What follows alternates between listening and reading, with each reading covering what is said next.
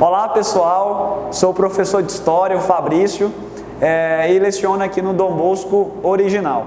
Hoje nós vamos comentar um pouquinho, de maneira bem resumida, o Estado Novo, que foi a última fase da Era Vargas aí da história do Brasil. Então vem comigo aqui, vamos entender isso de maneira bem didática. Pessoal, como eu acabei de dizer, o Estado Novo ele foi a última fase do governo do Getúlio Vargas. A Era Vargas ela pegou ali de 1930 até 1945 e a última fase foi aqui o Estado Novo. Eu destaquei para vocês aqui 3 questões que são centrais, que são importantes, que você não pode deixar de saber. Vem comigo. A primeira delas são as influências ideológicas desse governo Vargas. Afinal de contas, nós estamos falando aqui de um governo ditatorial, um governo autoritário. A gente pode destacar aqui o positivismo, que foi uma corrente de pensamento sociológica criada lá atrás ainda pelo Augusto Comte, que defendia que o Estado, que o governo, deveria se organizar de maneira autoritária, de maneira centralizadora, um Estado forte para ter a ordem, para se conseguir chegar ao progresso. Inclusive, esse lema positivista de ordem e progresso influenciou a proclamação da República do Brasil. Se você pegar lá na nossa bandeira, tem lá o lema ordem e progresso. E o Vargas, de certo modo, tentou reativar essa narrativa positivista, ele era um entusiasta dessa narrativa e ele queria aplicar isso do ponto de vista ideológico no seu governo. Como? Governando de maneira centralizadora, interventora, afinal de contas ele era aqui um governo mais autoritário.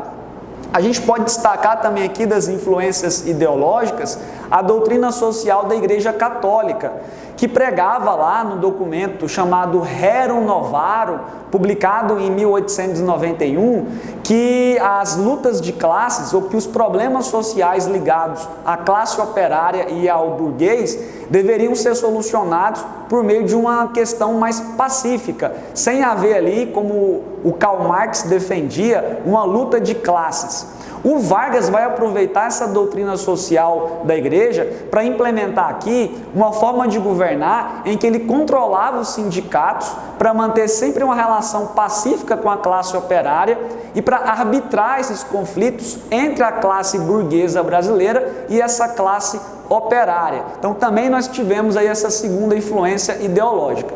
A terceira influência ideológica que a gente pode destacar foi o salazarismo. O Antônio Salazar, que foi um ditador português que ascendeu também ao poder na década de 30.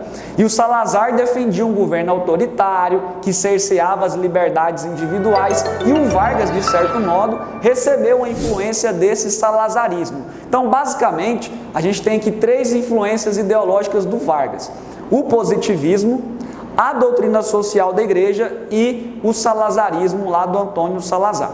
Agora a gente vai analisar um pouquinho a Constituição de 37, apelidada lá na época de polaca, em alusão à Constituição polonesa, que também vivia um momento ditatorial.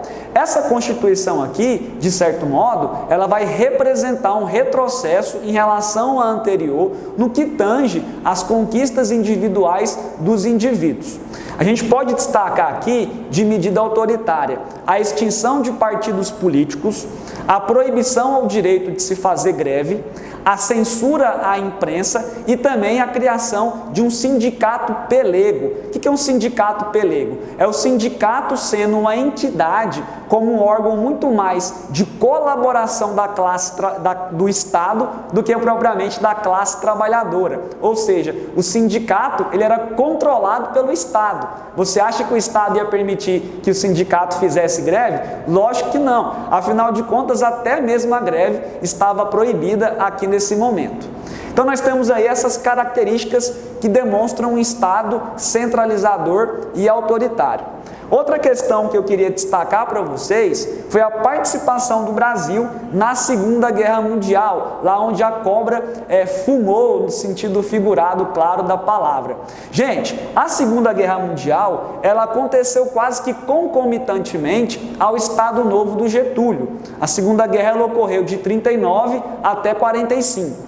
E ela dividiu o mundo, geopoliticamente falando, em dois lados distintos. Nós tínhamos os países chamados ali de aliados, que eram os países considerados democráticos, Estados Unidos, França e Inglaterra, e os países do eixo, considerados países totalitários. Nós tínhamos a Alemanha, a Itália e o Japão. O Brasil, no início da guerra, segundo os historiadores, manteve uma postura de equidistância pragmática, ou seja, o famoso ficar em cima do muro, não apoiar nenhum lado nem o outro. Isso o Vargas adotou por uma série de questões. Primeiro que a Alemanha e os Estados Unidos, em blocos distintos, eram clientes do Brasil. O Brasil não queria criar ali uma animosidade com nenhum dos dois lados.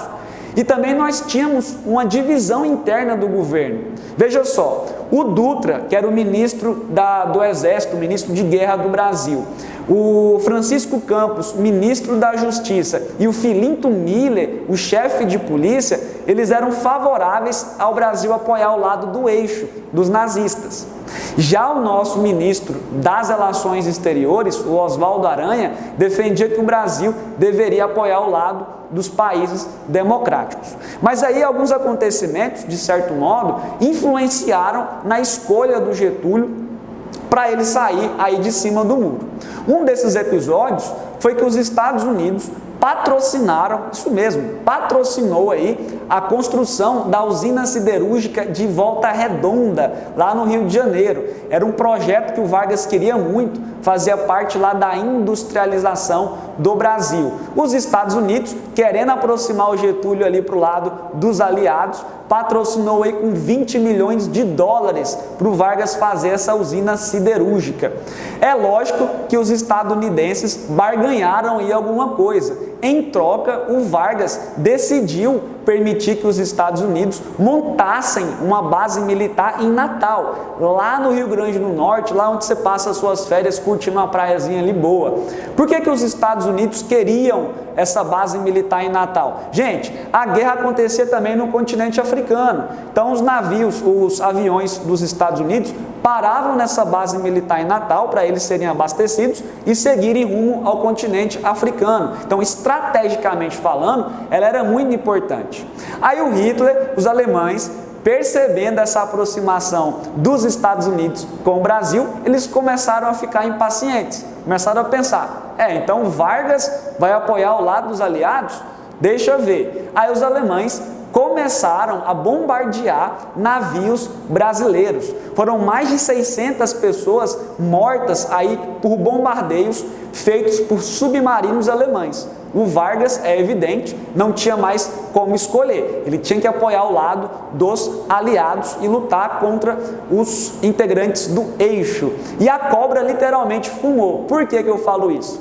A imprensa brasileira, em um tom pejorativo à época, dizia: é mais fácil a cobra fumar do que o exército brasileiro participar da Segunda Guerra Mundial. E adivinha? Os soldados brasileiros da FEB, a Força Expedicionária Brasileira, foram enviados para a guerra. E eles falaram no momento da sua viagem: a cobra vai fumar, nós vamos participar da Segunda Guerra Mundial.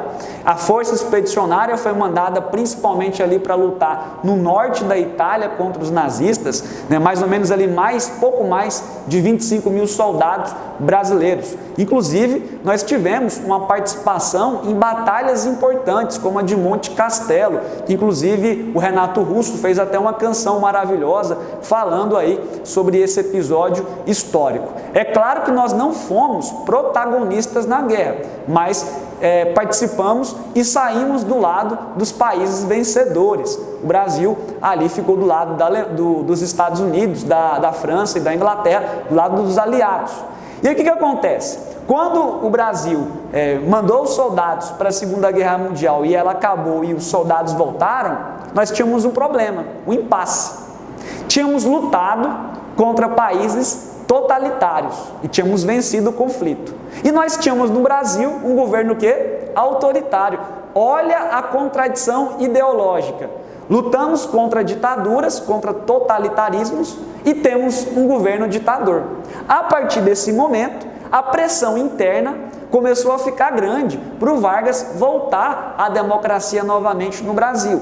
E a gente pode destacar diversos movimentos, o Manifesto dos Mineiros, liderados pelo Afonso Arinos. Inclusive, pessoal, esse Afonso Arinos foi o primeiro político brasileiro a criar uma lei criminalizando o racismo. Interessante essa parte.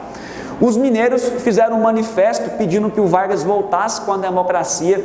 A OAB, a UNE, também indo às ruas, pedia o retorno da democracia. O Góes Monteiro, o próprio Oswaldo Aranha, integrantes do governo do Vargas, defendendo que ele acabasse com a ditadura. O Vargas não queria largar o osso, claro, né? O que ele vai fazer? Ele vai começar a buscar medidas para se manter no poder. Ele vai suspender a censura à imprensa, ele vai dar anistia aos exilados que ele tinha mandado lá, expulsado do Brasil, inclusive o Carlos Prestes teve o retorno ao Brasil. Ele vai liberar a volta dos partidos políticos que tinham sido extintos, vai tentar dar um ar de democracia, mas foi tarde demais, ele não conseguia mais se manter no poder, e o Dutra, que inclusive foi o próximo presidente, junto com o Góes Monteiro, articulou ali em 29 de outubro de 45 a saída do Getulhão do poder, aí acabando com o Estado Novo, essa última fase da era Vargas. E é isso que nós temos para hoje. Foi bonito, foi intenso, foi, como diria o poeta. Um beijo e um abraço para vocês.